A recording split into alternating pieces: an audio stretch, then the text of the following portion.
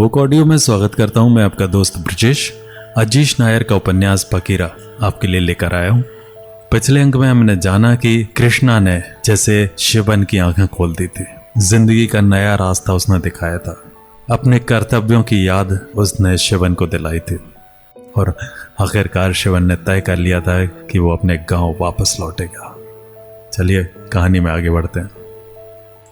शाम के करीब 4:30 बजे मैं अपने कुटिया से बाहर निकलकर कृष्णा का इंतजार कर रहा था। धूप अपना अंतिम प्रकोप दिखा रही थी। मैं सामने वाले पीपल के नीचे जाकर बैठ गया और आखिरी बार वहां के माहौल को देख रहा था। पता नहीं फिर कब यहां आने का मौका मिलेगा। मैंने अपनी जिंदगी के 5 साल यहीं गुजारे थे। हालांकि मैं यहाँ शांति की खोज में आया था, पर हर वक्त कुसुम के ख्यालों में ही रहा। यहाँ के लोगों को मैं कभी नहीं भूल सकता, क्योंकि इन्होंने मुझे रहने को स्थान दिया। कभी भी कमाने की ज़रूरत ही नहीं पड़ी, क्योंकि यहाँ के बच्चों को पढ़ाकर और लोगों को सलाह देकर ही अपना गुजारा हो जाता था। यदि कभी बीमार पड़ता तो भोलाराम की अम्मा आकर सेवा करती और देखभाल करती थी। ये छोटा सा गांव ज़रूर था, पर यहाँ लोगों के पास बड़ा सा दिल था। प्यार का अमीर और गरीबी से कोई वास्ता नहीं होता। प्यार तो एक भावना है जो किसी में भी हो सकती है। मैं पीपल के पेड़ को छूकर उससे अंतिम विदाई ले रहा था। ये वही पीपल का पेड़ है जिसकी छांव में अक्सर गर्मी की दोपहरी में मैं सो जाता था। जब धरती अग्निकुंड सी लगती थी तब पीपल का यह पेड़ भीषण गर्मी से राहत देता था। यहाँ से अलग ही लगाव हो चुका था। भले यहाँ कॉफी नहीं मिलती थी, पर लोगों के स्वभाव की मिठास से मन आनंदित उठता था। पता नहीं मन में कैसा भाव चल रहा था। एक साथ खुशी और उदासी का अनुभव कर रहा था। अम्मा और कावेरी से मिलने की खुशी तो थी, पर यहाँ से दूर जाने का दुख भी था। दूर से मैं चरती हुई गायों को देख रहा था जो मुझे पहचानते थे। जब उन्हें पुचकार कर बुलाता वे सब दौड़े चले आते थे। जमीन में लोट लोट कर खेलते बच्चे भी अक्सर मेरे पास आकर खेलते थे, पर आज उन सबको छोड़कर जाने का दुख था। पर अम्मा को गले लगाने की खुशी भी मन में थी। रिया से फिर राखी बंधाना और आदर्श के साथ बैठकर घंटों गप्पे मारना, ये सब कुछ ऐसी चीजें थी जो मुझे अति उत्साहित कर रही थी। ठीक 5 बजे कृष्णा कार में आया। वो मेरे लिए पता नहीं कि इतना क्यों कर रहा था। बच्चों को पढ़ाकर उसने जितने भी पैसे कमाए थे उसमें से उसने कार बुक कर ली थी। मुझे बहुत बुरा लग रहा था, क्योंकि वो गरीब था, पर इसके बावजूद भी वो इतना कुछ कर रहा था। अमीरी गरीबी तो मात्र वहम है और कुछ नहीं। अगर नीयत सही रहे तो सब कुछ संभव है। ऐसे भी लोगों को मैंने देखा है जो पैसे तो खूब कमाते हैं, पर दिल के बहुत गरीब हैं। वही दूसरी तरफ कृष्णा जैसे लोग जिनकी अमीरी धन दौलत की मोहताज नहीं है। बेटा, हम बस में चले जाते। नहीं बाबा, आपने इस गांव को वो उपहार दिया है जिसका कर्ज हम चाहकर भी नहीं चुका सकते हैं। आपने हमें पढ़ने के लिए प्रेरित किया। आपने ज्ञान का वो बीज बोया है जिसका पेड़ हमेशा हरा भरा रहेगा। मैं तो बहुत छोटा काम कर रहा हूं, कृष्णा ने कहा। उसकी आंखों में श्रद्धा भाव झलक रहा था। जब मैं यहां आया तब उस वक्त कुछ बच्चे ही थे जो शिक्षा को गंभीरता से लेते थे। कृष्णा उन सब में से एक था। माता पिता जब तक शिक्षा के महत्व को नहीं समझेंगे तब तक वे बच्चों की पढ़ाई को गंभीरता से नहीं लेंगे। यहाँ आकर सबसे पहले मेरी मुलाकात भोलाराम से हुई। फिर हमने इधर उधर जाकर बच्चों को इकट्ठा किया और शाम को मैं उन्हें पढ़ाने लगा। ठीक है बेटा, तुम्हारी मर्जी, मैंने कहा। गांव के कुछ लोग एकत्रित हो गए थे। कृष्णा के द्वारा उन्हें मेरे अतीत के बारे में पता चल गया था। वे सब यही चाहते थे कि मैं वापस अपनी दुनिया में चला जाऊं। कुछ लोगों की आंखों में आंसू थे। भोलाराम और उसकी मां रो रहे थे। पता नहीं मैंने ऐसा क्या कर दिया था उनके लिए। बाबा, हमें भूल मत जाना, भोलाराम ने कहा। उनकी बातों को सुनकर मेरी आंखें भी नम हो गईं। ऐसा लग रहा था कि मैं अपनों से बिछड़ रहा हूं। अजीब विडंबना थी। मैं अपनों से बिछड़ रहा था अपनों से मिलने के लिए। कभी नहीं भोलाराम, तुम मेरे भाई जैसे हो। आप सभी ने मुझे इतना प्यार दिया कि मैं कभी आप लोगों को भूल नहीं सकता। मैं आता रहूंगा, मैंने करीब जाकर कहा। लोग कहते हैं कि कलयुग में अच्छाई का मोल नहीं है, पर मैं इसे गलत साबित होते हुए देख रहा था। आज के वक्त में लोगों को प्यार की भूख है। अगर आप किसी जरूरतमंद से मीठा बोल देंगे, वो आपका मुरीद हो जाएगा। हर इंसान चाहता है कि हर कोई उससे अच्छे से पेश आए, और यही बात मुझ में है। मैं लोगों से प्यार मोहब्बत से पेश आता हूँ, और यही कारण है कि लोग मुझसे प्यार करते हैं। हम कार में बैठे और निकल पड़े। कृष्णा ड्राइवर की बगल वाली सीट पर बैठा था और मैं पीछे वाली सीट पर। बहुत जल्दी हम गांव से निकलकर हाईवे में प्रवेश कर चुके थे। ड्राइवर गाड़ी तेज चला रहा था और उसके चलाने के तरीके से ऐसा लग रहा था कि उसे अच्छा खासा अनुभव है। मैं कार की खिड़की से बाहर देख रहा था। सूर्य अस्त होने को चला था। कल का सूर्य मेरे लिए नया जीवन लेकर आएगा। पता नहीं कृष्णा की वाणी में क्या जादू था जो मैं अब फिर से अपनी पुरानी जिंदगी में लौटना चाहता हूँ। अब कुसुम की यादें मुझे परेशान नहीं करती। जैसे वो अपनी जिंदगी बिना मेरे जी रही है, वैसा हक मुझे भी है। वक्त के अनुसार सब बदल जाते हैं। भावनाओं की प्रबलता कमजोर हो जाती है, चाहे वो प्यार हो या नफरत। कुसुम का प्यार भी कमजोर पड़ गया था। वक्त के दीमक ने उसके प्यार को खोखला कर दिया था। उसका प्यार रूपी वृक्ष वक्त की आंधी से गिर गया। मैंने सदैव उसके प्यार को जिंदा रखा था, पर अब उस प्यार से मुक्त होने का समय था। अब मुझे समझ आ गया था कि प्यार जब जान पर आए तो उसे त्याग देना ही चाहिए। प्रेम अमृत सा होना चाहिए। खिड़की के बाहर हरियाली ही हरियाली थी। धीरे धीरे अंधेरा हो चला था। सूर्य पूर्णतः अस्त हो चुका था। अस्त होते सूर्य को देखकर मन में एक ख्याल आया कि अस्त होना समाप्ति नहीं, बल्कि एक शुरुआत है। मन में उत्पन्न हुई भावनाओं को मैंने कागज में उतारा। हालांकि चलते हुए कार में लिखना कठिन होता है, पर मैंने जैसे तैसे लिख लिया। मुझे लिखते हुए कृष्णा ने देख लिया। बाबा कुछ लिख रहे हो, जरा हमें भी सुनाइए। मैं मुस्कुराया और कविता पढ़ी। अस्त होता बिंब सूर्य का कर रहा चीत्कार, अंत नहीं ये पूर्णता धैर्य करो सत्कार। थक कर लौटना नीड़ में ये क्रिया है बारंबार, पुनः आऊंगा नवीनता लिए होगा स्फूर्ति का त्योहार। अंत नहीं अस्त मेरा हो रहा उदय को तैयार। वाह, बहुत सुंदर, कृष्णा ने ताले बजाते हुए कहा। धन्यवाद बेटा, कल आपका नया उदय होगा, कृष्णा ने कहा। मैंने कुछ भी नहीं कहा। आप खुश हैं ना बाबा, कृष्णा ने पूछा। हाँ कृष्णा, मैं बहुत खुश हूं। बाहर देखते देखते कब नींद आ गई पता ही नहीं चला। सपनों में अम्मा का चेहरा मुझे साफ साफ नजर आ रहा था। मैं सोफे पर बैठा हूं और अम्मा मेरे लिए कॉफी लाकर दे रही है। ऐसा लग रहा था कि फिर से मैं 15 साल पीछे लौट गया हूं। वही मुस्कान का घर, वही छत, ललन भैया की दुकान, सब कुछ देख पा रहा था। जमशेदपुर की हवाओं का अनुभव मैं ख्वाब में ही कर ले रहा था। जिंदगी वाकई बहुत खूबसूरत होती है। मैंने जीवन की वजह कुसुम को बना लिया था, जो गलत था। जिंदगी जीने की बहुत सारी वजह हो सकती हैं। अपने घर लौटते वक्त जो खुशी मुझे हो रही थी उससे मैं शब्दों में बयान नहीं कर सकता। बाबा, बाबा उठिए, कृष्णा ने मुझे नींद से जगाया। हाँ कृष्णा, बाबा चलिए कुछ खा लेते हैं, कृष्णा ने कहा। नहीं बेटा, तुम खा लो। बाबा प्लीज बाबा खा लीजिए ना, कृष्णा ने बड़े प्यार से कहा।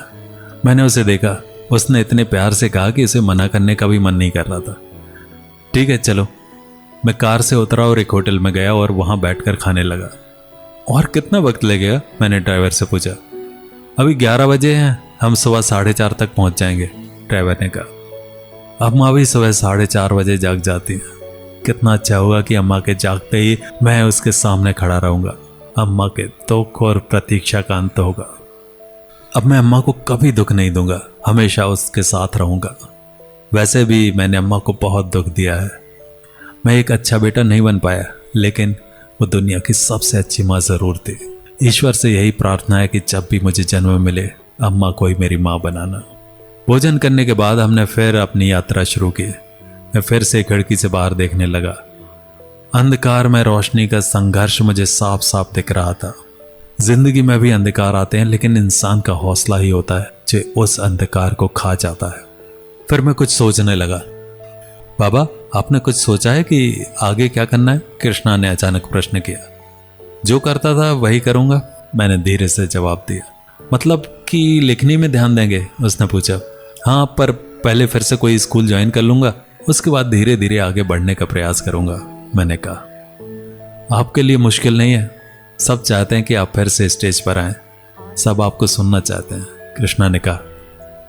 अच्छी बात है, मैं उन्हें निराश नहीं करूंगा, मैंने आत्मविश्वास के साथ कहा। फिर हम कुछ देर चुप रहे। कार रास्ते को चीरती हुई आगे की तरफ बढ़ रही थी। पुराना सब कुछ पीछे छूट रहा था। ऐसा लग रहा था कि मैं नई दुनिया में प्रवेश कर रहा हूं। फिर मैं बाहर देखने लगा और सोचने लगा कि कैसे फिर से अपनी ज़िंदगी को सजाऊं। 5 साल गांव में रहने के बाद ये समझ आ गया था कि खुशी दूसरों को खुश रखकर ही मिलती है। दूसरों की खुशी में अपनी खुशी खोजना ही मनुष्य जीवन का धर्म है। अब तक मैं खुद के बारे में सोच रहा था, इसलिए दुखी था, और जब मैं अम्मा और बाकियों के बारे में सोचने लगा तब दुख समाप्त हो गया। करीब 4:30 बजे हम जमशेदपुर पहुंच गए। जमशेदपुर पहुंचते ही कृष्णा ने मुझे नींद से जगा दिया। मैं उठा तो ऐसा लगा कि वर्षों की नींद से अब जागा हूं। सोया हुआ जमशेदपुर शहर शांति में अमृत सा लग रहा था। सड़कों पर कुछ लोग थे जो सुबह सुबह टहलने निकले थे। कुत्ते भौंक रहे थे। हल्की हल्की बारिश शुरू हो चुकी थी।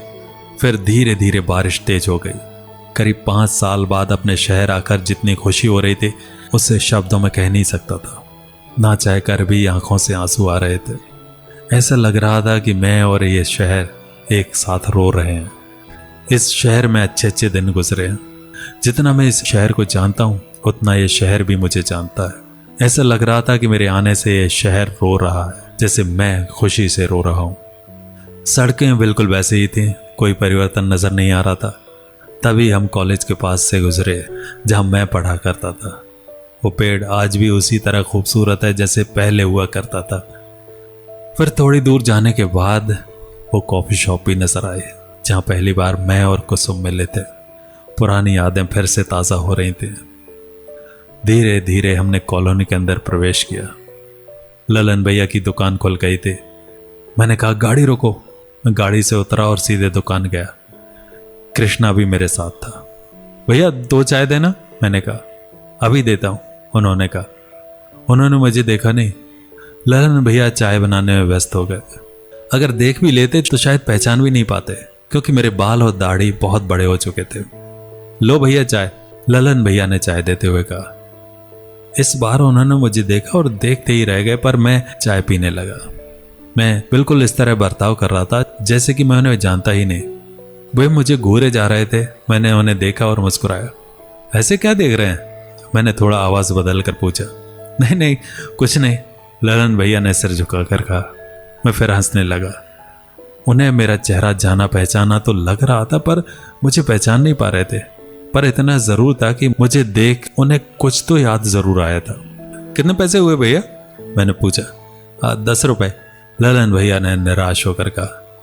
10 रुपए तो ठीक है, पर इतना कहकर मैं रुक गया। पर क्या? उन्होंने कहा। पर यह कि अगर कॉफी मिल जाती तो मजा आ जाता, मैंने अपने अंदाज में कहा। उनकी आंखों में एक चमक आ गई। छोटू, उन्होंने जोर से कहा। हाँ ललन भैया, मैंने धीरे से बोला। वो आकर गले लग गए और फूट फूट कर रोने लगे। छोटू तू चला गया, अम्मा के बारे में भी नहीं सोचा। पता है हर वक्त बाहर बैठी रहती हैं और कहती फिरती हैं देखना शिवन जरूर आएगा। हमने तो ये मान लिया था कि तू अब है ही नहीं। ललन भैया ने रोते हुए कहा। अम्मा के लिए ही आया हूं, मैंने कहा। जल्दी जा, अम्मा और कावेरी से मिल ले। मैं मुस्कान को लेकर आता हूं और आदर्श और रिया को कॉल करता हूं। ठीक है भैया। अब हम घर की तरफ निकल पड़े। थोड़ी ही देर में हम घर पहुंच गए। घर बाहर से बिल्कुल वैसा ही था जैसा पहले हुआ करता था। कावेरी के आने के बाद अम्मा और कावेरी यहीं रहने लगी थी। मैंने दरवाज़ा खटखटाया। अंदर से कोई आवाज़ नहीं आई। मैंने दरवाज़ा फिर से खटखटाया। इस बार कोई आता हुआ लगा। दरवाज़ा खुला। सामने अम्मा खड़ी थी। बूढ़ी हो चुकी थी। शायद चिंता ने उन्हें इतना कमज़ोर कर दिया था जितना वो मेरे होने पर नहीं होती। उनकी इस हालात का जिम्मेदार मैं ही हूँ। बाल सफ़ेद हो चुके थे। एक हाथ कमर में और थोड़ी झुकी हुई, नज़रों पर जोर डालकर देख रही थी, पर उन्होंने मुझे पहचाना नहीं। कौन हो? क्या चाहिए? अम्मा ने कहा। तभी कावेरी भी आ चुकी थी। वो भी दुबली पतली सी लग रही थी। कौन हो? क्या चाहिए? अम्मा ने फिर से लड़खड़ाती आवाज में कहा। उनकी ये हालत देखकर मुझसे रहा नहीं गया। ना चाह कर भी आंसू निकल आए। अम्मा के पीछे खड़ी कावेरी मुझे ध्यान से देख रही थी। शायद उसने मुझे पहचान लिया था। उसकी आंखों में भी आंसू भर आए थे। तभी वहां ललन भैया, मुस्कान, आदर्श और रिया भी पहुंच गए। उन्हें देखकर ऐसा लग रहा था जैसे सीधा सोकर उठकर आए। क्या चाहिए आपको? अम्मा ने फिर से पूछा। इस बार मैंने उत्तर दिया, अम्मा बहुत दूर से आया हूं, कॉफी बनाकर दो ना। मैंने रोते हुए कहा। शिवना, अम्मा जोर से चीखते हुए बोली। जो अम्मा अब तक कमजोर लग रही थी, पता नहीं मुझे देखते ही उसमें ऊर्जा कहां से आ गई। वो मुझे देखते ही रह गए थे और फिर धीरे से घुटने के बल बैठकर मुझे पकड़कर रोने लगे। बारिश बाहर तेज हो रही थी। ऐसा लग रहा था कि माँ और बेटे का यह मिलन देखकर आसमान भी रो रहा हो। अम्मा मुझे पकड़कर बच्चों की तरह रो रहे थे। कावेरी वहां खड़ी अब फूट फूट कर रोने लगी। रिया आकर मेरे चरणों को छूकर रोने लगी। आदर्श मेरे कंधे पर हाथ रखे था, उसकी आंखों में भी नमी थी। लोग मुझे इतना प्यार करते हैं और मैं उस प्यार के लिए दर बदर भटक रहा था जो मेरे पास ही नहीं है। हमें सबके विषय में सोचना चाहिए। प्यार हमारी शक्ति होनी चाहिए, कमजोरी नहीं। जो प्यार हमें कमजोर कर दे वो प्रेम नहीं, जरूरत है, क्योंकि जरूरत के अभाव में इंसान कमजोर होता है। प्रेम तो एक भावना है जिसे इंसान की जरूरत नहीं पड़ती। मैंने कुसुम के विषय में ही सोचा, ये मेरी गलती थी। मुझे अम्मा, रिया, कावेरी और बाकियों के विषय में भी सोचना चाहिए था। बेटा, मैंने तुझे जन्म दिया पर तूने एक बार भी अम्मा के बारे में नहीं सोचा। अम्मा रोती हुई बोली। माफ कर दो अम्मा, पता नहीं मुझे क्या हो गया था। मैं अब तुम्हें छोड़कर कभी नहीं जाऊंगा। मैंने अम्मा के सिर को अपने सीने से लगाते हुए कहा। सब रो रहे थे। आदर्श ने माहौल को हल्का करने के लिए कहा, कावेरी को भी छोड़कर मत जाना, बेचारी तेरी ही प्रतीक्षा में बैठी है। कावेरी के चेहरे पर हंसी आ गई। सब हंसने लगे। चलो अम्मा, अब कॉफी बना ही दो, क्योंकि हमारा शिवन और दुनिया के लिए फकीरा वापस आ गए हैं। कावेरी का इंतजार अब खत्म हुआ, आदर्श ने मजाक में कहा। सब हंसने लगे। ऐसा लग रहा था कि दुख का बादल जो मंडरा रहा था, अब वो इस दुनिया के साथ खत्म हो चुका है। फिर से जिंदगी खुशहाल हो चुकी थी। कावेरी के रूप में मुझे नई आशा नजर आ रही थी। फकीरा बाबा, मैं चलता हूं, कृष्णा ने कहा। एक दिन रुक कर चले जाना कृष्णा, मैंने कहा। अच्छा, फकीरा से फकीरा बाबा बन गए थे जनाब, चलो बढ़िया है, आदर्श ने फिर मजाक करते हुए कहा। अम्मा अपनी फेमस कॉफी, जिसमें शायद वो प्यार मिलाकर बनाती थी, ले आई। अम्मा के हाथों से बनी कॉफी पीकर ऐसा आखिरकार लगा कि मैं घर आ ही गया।